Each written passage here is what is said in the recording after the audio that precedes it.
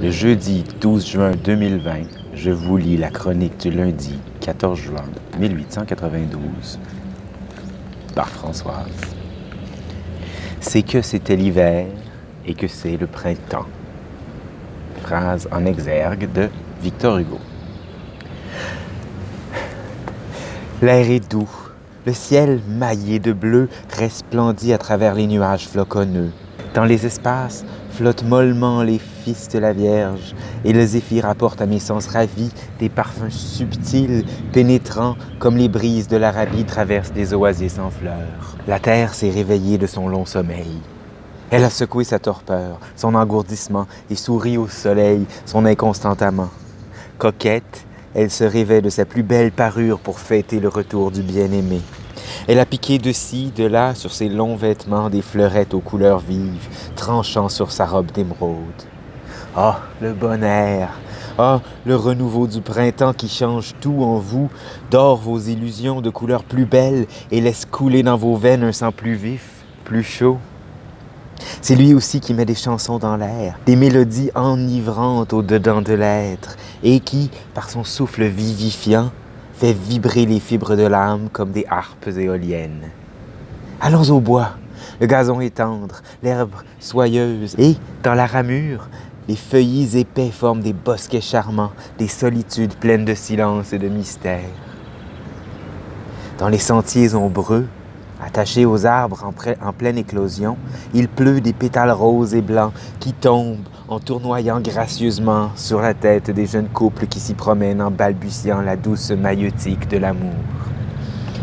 Les arbustes sont chargés de fleurs. Partout, les épines sont cachées sous la pousse nouvelle et l'on n'aperçoit plus que des rameaux enguirlandés, souples, flexibles comme des baguettes de fées. Ah! Les fleurettes, les gentilles fleurettes cachées dans la mousse, chaste floraison qu'on dirait éclose sous des baisers de vierge, si frêles, si délicates qu'on craint de les voir s'envoler dans les airs sous l'haleine des vents. Elles sont là, toutes tremblantes sur leurs tiges, livrant aux espaces les parfums de leur âme, embaumant la solitude des bois et ne demandant qu'à vivre et mourir au pied des grands arbres qui les ont vus naître. Déjà, la douce hépatique, notre anémone printanière, a réjoui nos yeux, et la linée boréale aux clochettes roses ouvre timidement son calice aux premiers rayons du soleil de juin.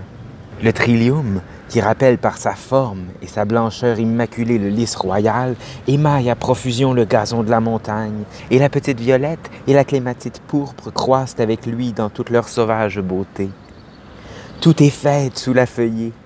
C'est la note gaie qui domine dans l'air. Elle se joint au concert mélodieux des chantres ailés, de la bise murmurante, du doux frisselis des feuilles, du discret buissement de l'insecte butinant.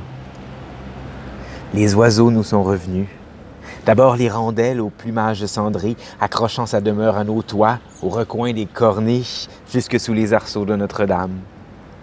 Voyez les industrieuses ouvrières raser dans leur vol rapide les prés, les routes, becter la graine tombée, saisir le brin de paille échappé à la saison dernière à la gerbe du moissonneur, et s'envoler à tire-d'aile, chargés de leurs précieux fardeaux, tisser le nid qui doit abriter leurs amours. Le rossignol a quitté sans regret les orangers en fleurs, les plaines parfumées de la Syrie, et vient gazouiller ses suaves romances sous notre beau soleil.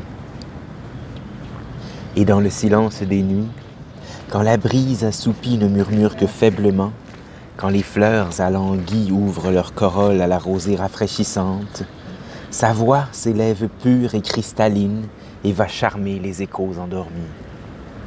Tantôt elle éclate dans les airs, triomphante et sonore comme une fanfare guerrière. C'est l'Alléluia d'amour. Tantôt elle se fait tendre et plaintive pour consoler la douleur cachée. C'est l'hymne sublime de l'espérance qui parle au cœur un sympathique langage.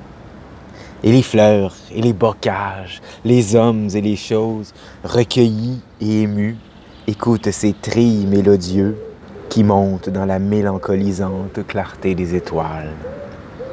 Les oiseaux, la verdure, les bois, l'air pur, la jeunesse, le printemps. Mon Dieu, qu'il fait bon de vivre! C'est bucolique et joyeux, ce texte printanier. À demain.